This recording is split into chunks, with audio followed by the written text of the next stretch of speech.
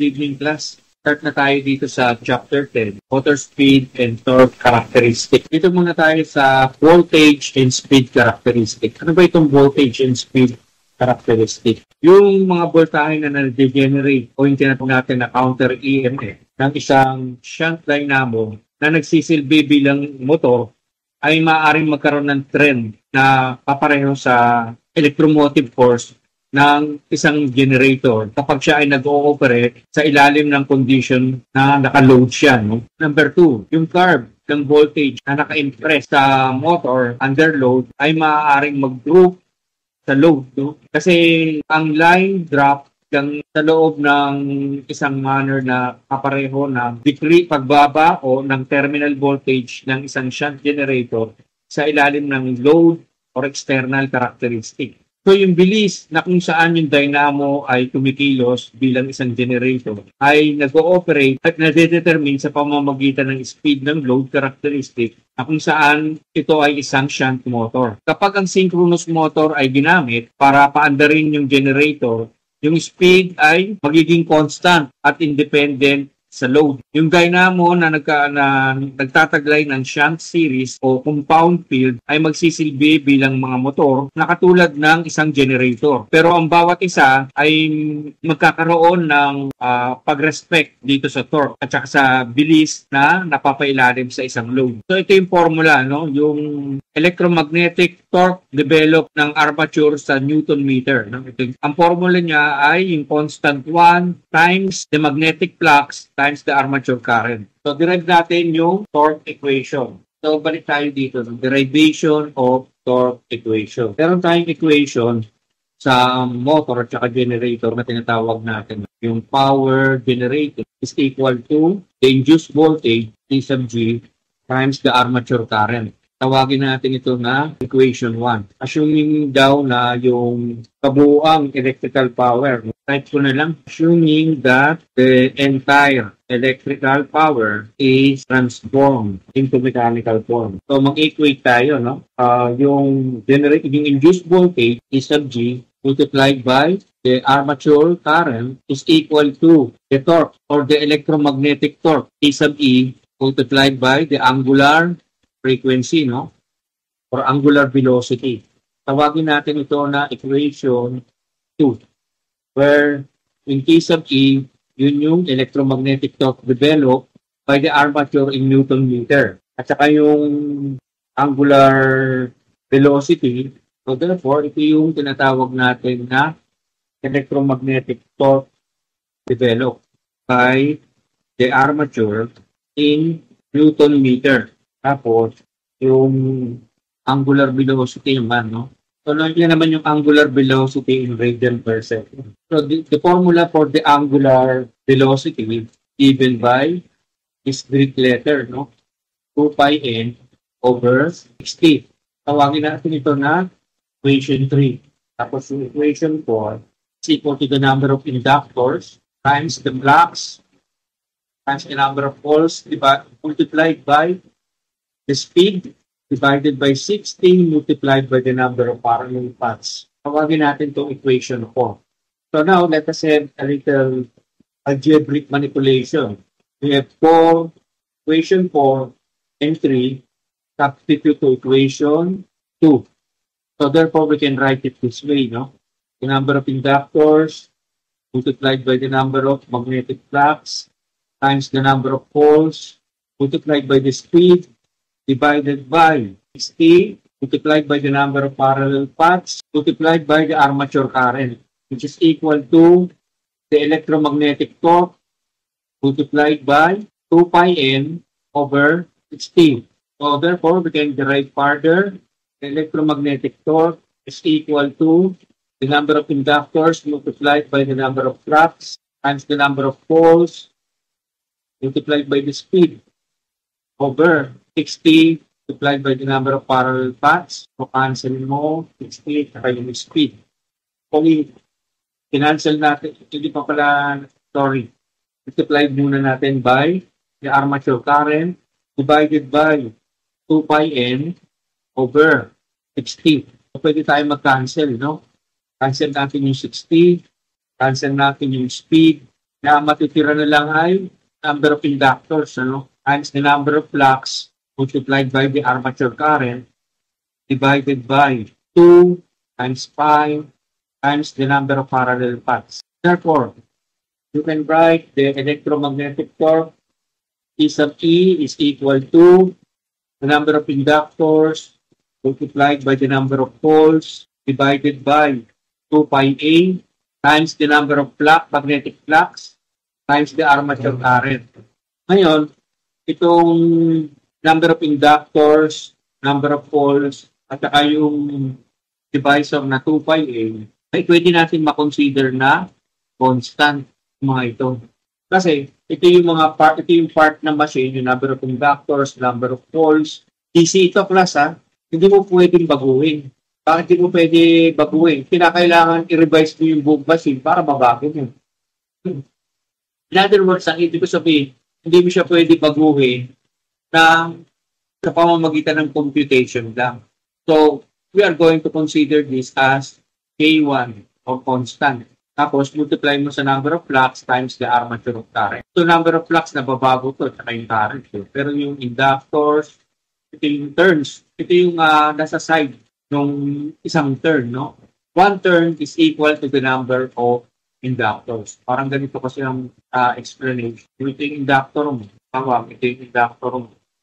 Isang ikot to eh. A number of inductors ito at saka ito.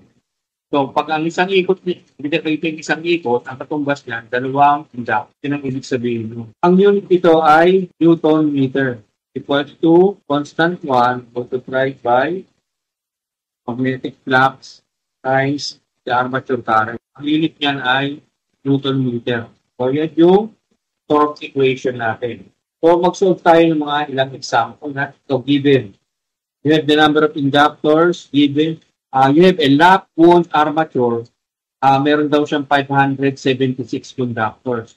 At yung armature daw ay nagtataglay ng kuryente na 12 watts, 3.5 amperes. So kung yung flux daw kada pole ay 20 milliweber, calculate mo daw yung electromagnetic torque developed ng armature. Kung yung number of inductors, sulat natin na 576 inductor. Or pwede mo sabihin conductor. Yung armature current ay 123.5 armature amperes. Yung flux, 20 times 10 to the negative 3 Weber.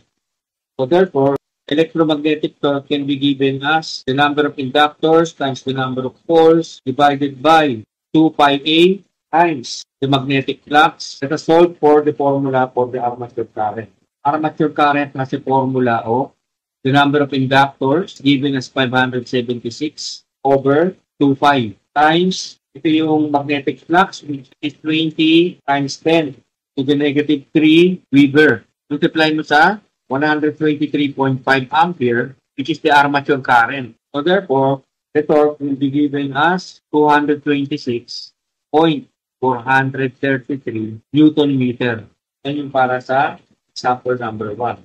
Sabi dito, if the armature rotates at an angular velocity of 150 radian per second, what is the induced EMF in the armature?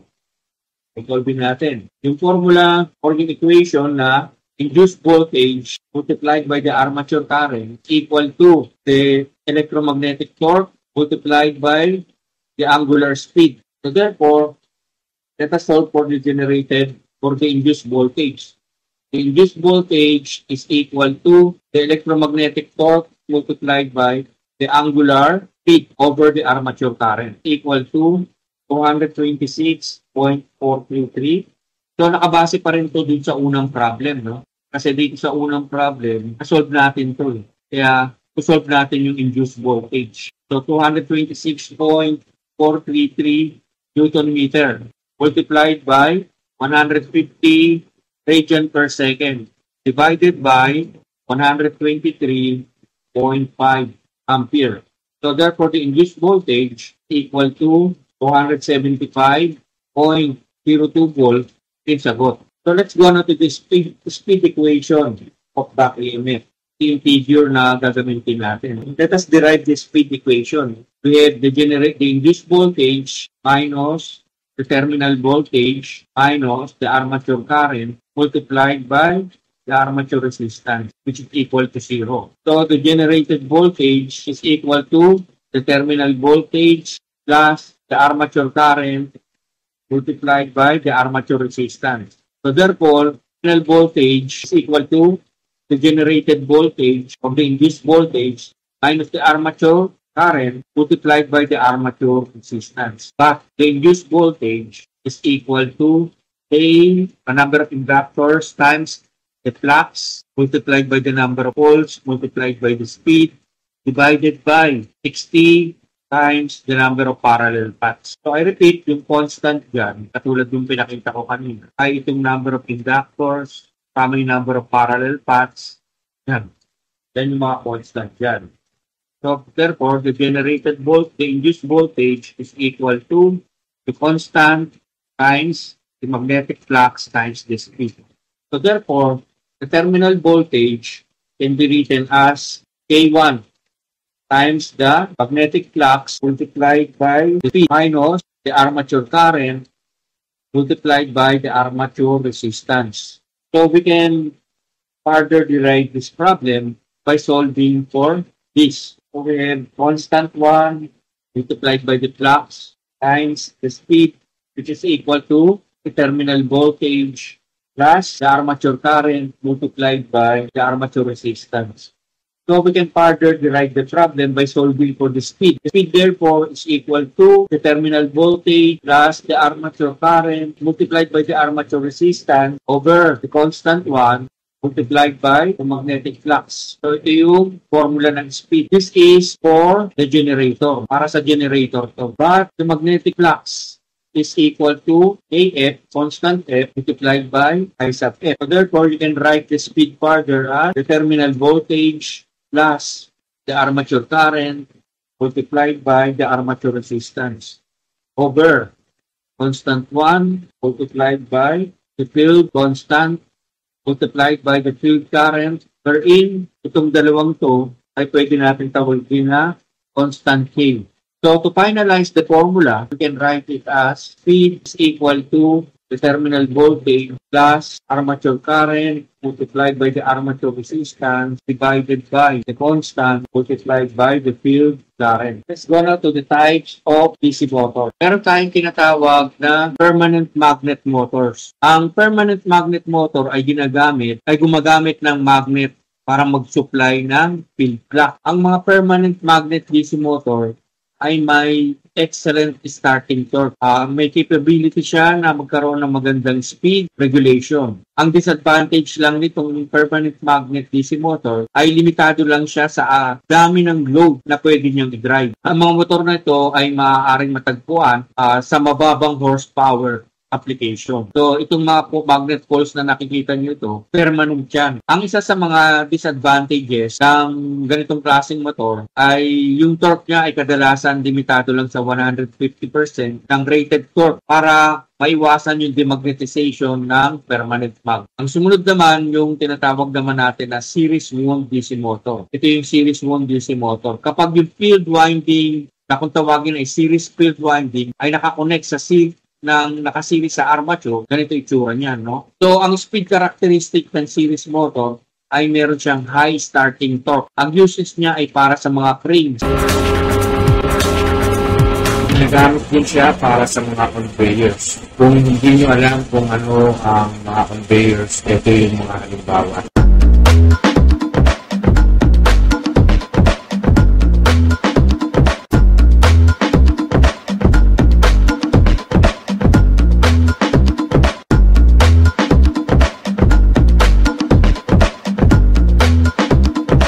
Ganitong klase ng motor ay ginagamit din para sa mga hoist. Para ma-reverse mo yung rotation ng ganitong klase ng motor, kinakailangan pagbalik ka rin mo yung posisyon ng mga brackets niya.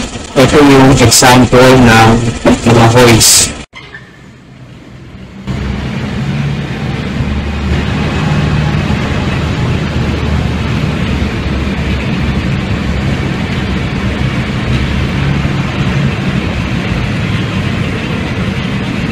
Tungkol sa series motor, no? May babala na binigay. Huwag mo daw ito i-start kapag wala siyang load or kapag naka-light load lang siya o magaang lang yung load niya. O kaya tanggalin mo daw yung load habang ito ay nag-ooperate para yung speed niya ay hindi magkakaroon ng race o tinatawag na runaway. Kasi pag may load yan, bigla mong tinanggal, magka-runaway yan. Bibilis ng takbo. Ang magiging resulta kasi pag nagkaroon ng runaway, magiging unstable yung motor. So magkakaroon siya ng dagdag na bilis ng armature current at magkakaroon ng mas maraming kaparehong resulta ng instability. So yung pagtaas ng speed ng higit pa dun sa rated speed niya ay magiging dahilan para magkaroon ng armature reaction. Ang result ng armature reaction, madidemagnetize yung field at mababawasan yung flux. So, yung pagkabawas ng flux ay nakakabawas ng value ng counter EMF. Pag nabawasan ngayon yung value ng counter EMF mo, papayagan niya na mas malaking current ang mag-flow. So, yung pagtaas ng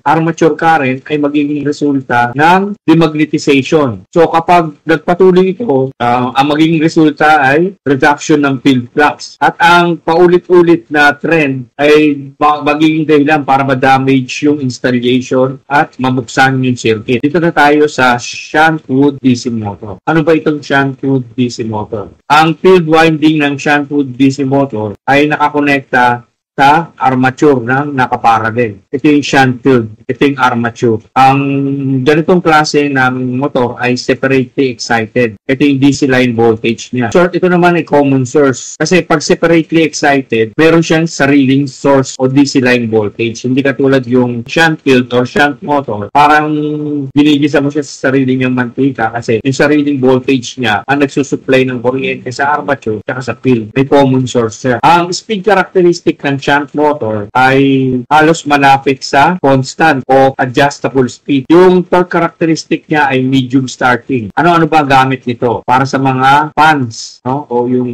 tinatawag na ventilador. Ito naman yung sample ng square box fan. Medyo plastic lang ang pagkakagawa sa kanya. Hindi katulad nung nasa drawing o yung nasa picture, metallized. Pero yung function nila, tsaka structure, pareho lang. Wala silang pinagkaiba. So, ito yung sample na sinasabi ko sa inyo.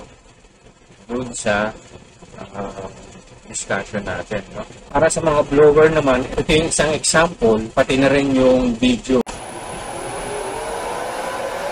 Ito naman yung sample ng blower. Katulad nung nakita ninyo sa trato dun sa notes ninyo. Pinapakita dito kung paano siya gumagana. Yung parang pinaka-exhaust yung lumalabas yung hangin. Yan yung tinatawag natin na blower. Ang DC motor na ginagamit sa hydraulic pump application, no? Isa sa pinagagamitan sa kanya ay sa hydraulic pump. Ginagamit din siya sa mga lot machines. May pabalaran dito, no, sa shunt motor. Kapag mo daw bubuksan yung field circuit ng motor nito habang ito ay nag-ooperate o maandar. Kasi yung speed nito ay magiging pareho rin ng series. Magkakaroon siya ng race o runaway. Ito naman yung sumunod na klase ng motor, yung tinatawag natin na compound wound DC motor. Ito ay nagtataglay ng series field at saka shunt field. Ito yung naka-series. Nakita nyo, naka-series yung sa armature. Tapos shunt, ang ibig sabihin parallel. May field na naka-parallel sa armature na nakakonekta ng long shunt, kaya long shunt kasi mahaba, no?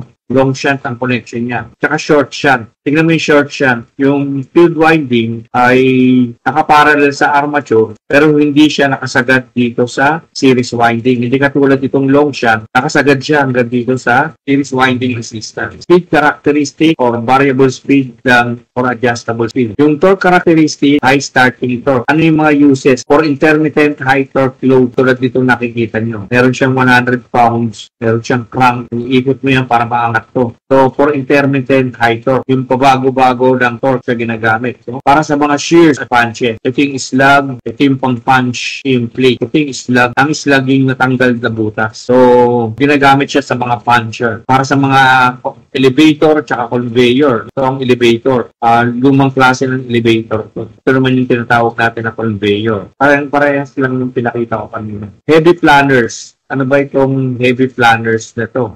Ang heavy planner or heavy-duty planner machine ay isang uri ng heavy-duty machinery na lumilika ng flat surface o malalaki pagbibigat na work. Ginagamit ang mga ito sa metalworking at saka sa mga kahalintulad na kahalintulad siya ng lathe machine sa pag-shake ng mga machine. Pero ito ay nakaka-handle ng mas malalaking work material. Ang isa sa mga features o ang mga ilan sa mga features ng heavy-duty planer machine ay yung tinatawag natin na linear motion. Yung pagputol ng tool move in relation din sa workpiece ng linear motion.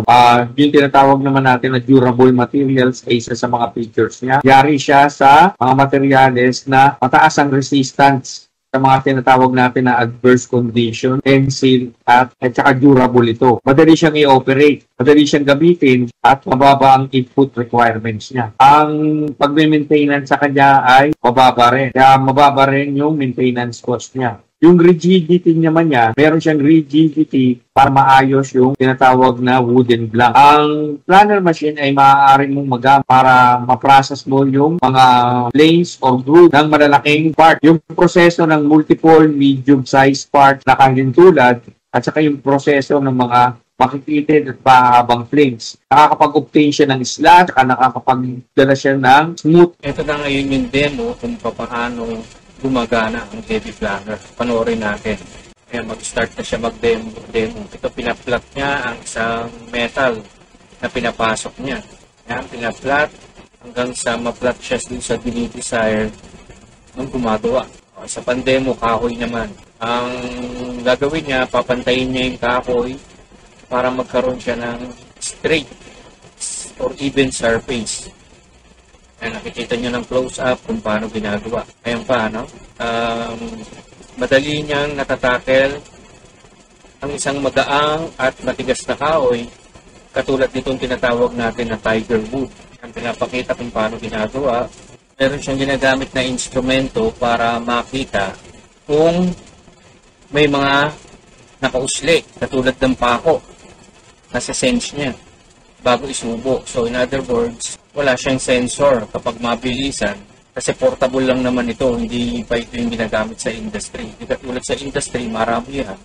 Kasama na yung sensor siguro din sa loob ng makina. Ito naman yung tinatawag natin na ice machines. Ginagamit siya sa mga ice machines. Yung katulad ng pag kumukuha ka ng yelo, may soft drinks, diba? Lalagyan mo ng yelo, may dito mo inatamay, ano pa yan dito. Ice machine, rolling mills. Ginagamit din siya para sa rolling mills. Printing press, tsaka sa air compressor. Para mabaliktad mo yung rotation o direction niya ng ganitong klaseng mato, kinakailangan pagbaliktarin mo yung position ng mga brushes. Dito na tayo sa motor speed. Yung E sub B, ito yung tinatawag natin na back EMF or counter EMF. Yung P sub B, ito yung back power, mechanical power na na-develop. Yung power in, electrical power input, I sub L, line current. Ito ngayon series motor halimbawa. Ito yung pinaka-wiring diagram niya. Ito yung tinatawag natin na schematic diagram. Sa schematic nakadetalye. Ito yung armature. So mag-solve muna tayo ng mga problem or mag-direct tayo ng mga problem. So nasa motor speed pa rin tayo. Ang concept ng series motor ay sinasabi natin na yung terminal voltage ay mas malaki kesa sa back EMF. Ito yung series field resistance, ito yung armature, ito yung mga brush niya, ito yung armature resistance, ito yung brush contact resistance, na kung saan paggagawan mo siya ng schematic diagram, ganito ang magiging tsura niya. So, ito yung concept. So, by Kirchhoff's voltage law, no? Gamitan natin ng Kirchhoff's voltage law, itong circuit na nasa kanan. Ito yung tracing path, isang loop lang, no? So, you have the terminal voltage B minus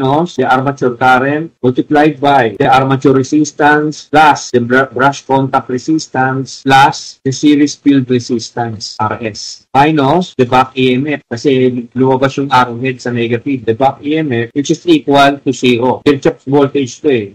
Lagay nga natin by Kirchhoff voltage law. So therefore, let us solve for the terminal voltage. The terminal voltage is equal to the back EMF plus the armature current multiplied by the armature resistance plus the brush contact resistance plus the series field resistance. Tawagin natin ngayon yan na equation 1. Next, we have a formula formula for the back EMF, which is the back EMF is given by, parang pareho rin nung sa generator, no? The back EMF has a formula of the number of inductor times the magnetic flux times the speed divided by 60 multiplied by the number of parallel paths times 10 to the negative 8. And alam natin na yung ppn or yung constant nga pala, yung constant is given as yung constant na K1 kasi dun sa naunang lecture ko sa inyo, is equal to the number of inductor times the number of poles divided by 16 multiplied by the parallel paths. That is, kung ang unit ng magnetic flux ninyo ay Weber. Tutuloy natin yung derivation. No? So, we have also a formula for equation 2 wherein the back EMF can be written as E sub B, which is equal to the constant 1 multiplied by the magnetic flux multiplied by the speed. Tawagin natin ito na equation 2. Tapos, yung constant is given as A sub 1 multiplied by 10 to the negative 3. So, kapag Maxwell ang flux mo daw, if the magnetic flux is Maxwell, in Maxwell's yung unit. Susulat mo yung formula ng back EMF na B is equals to KVM. So, yan yung equation 3 natin. So, substitute natin yan in equation 1. No? Substitute equation 3 in 1. Therefore, you have the terminal voltage equal to, since na E sub B yung nakalagay doon, lalagay mo siya na constant 1 multiplied by the magnetic flux multiplied by the speed plus the armature current multiplied by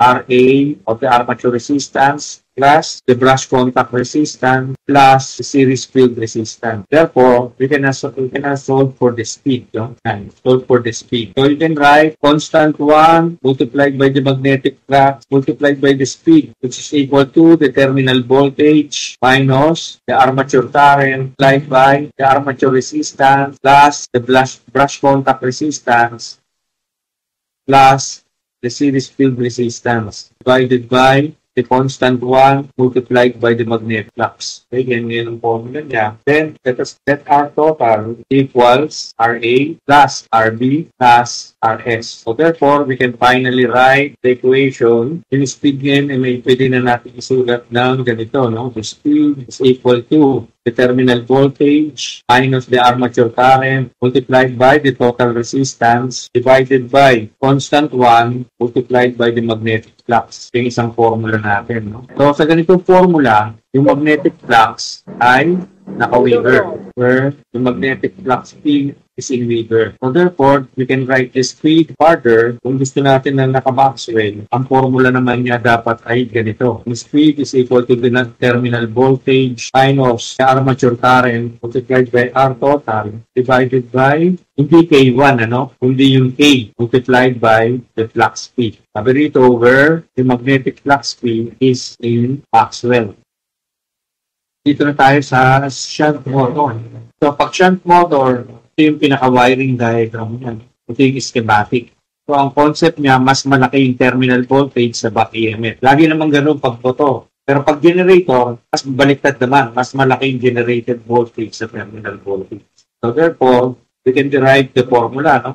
The field current, I sub F, equal to the terminal voltage divided by the field resistance. And the load current or the line current, IL, ito, is equal to, ohms law lang yan, the armature current plus field current. So, the terminal voltage, V, is equal to the armature current multiplied by the armature resistance plus the brush contact resistance minus the back EMF, which is equal to 0. So, therefore, transpose natin itong buong ito para ma-solve natin yung terminal voltage, which is equal to the back EMF plus the armature current multiplied by the armature resistance plus the brush contact resistance. Ito ngayon yung formula. And the speed, ganun din, ang speed formula niya ay the terminal voltage V is equal to constant 1 multiplied by the flux, mutual flux times this, multiplied by the magnetic flux times the speed, plus the armature current multiplied by the armature resistance plus the brush contact resistance. Solve natin ngayon itong KPN. Yung KPN, solving for KPN, K1PN. K1PN is equal to the terminal voltage minus the armature current multiplied by the armature resistance plus R1 or the brush contact resistance, which is Ito yung tinatawag natin ngayon na R total. So, ganun pa rin, yung magiging speed mo ay V minus armature current multiplied by the total resistance divided by K1P para ito sa Weber. Ito ang gagamitin mo, no? Pag ang unit mo ay Weber. Pag ang unit mo naman ay Maxwell, ang formula ay the terminal voltage minus the armature current times the total resistance divided by the constant, yung K lang, multiplied by the magnetic flux. Maxwell to. So let's set some example. So we have the following given for a 230 volts shunt motor. Meron siyang armature resistance na 0.26 ohms. Assume natin na 2 volts yung brush drop. Pinaka-calculate yung counter EMF o yung back EMF kapag yung armature current ay 35.4 ampere. So, lagay natin yung given. Terminal voltage is given as 230 volts. Yung armature resistance is equal to 0.26 ohms.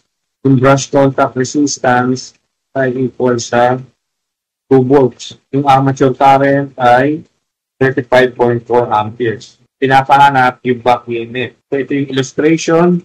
Naka-schematic diagram na siya. Solution.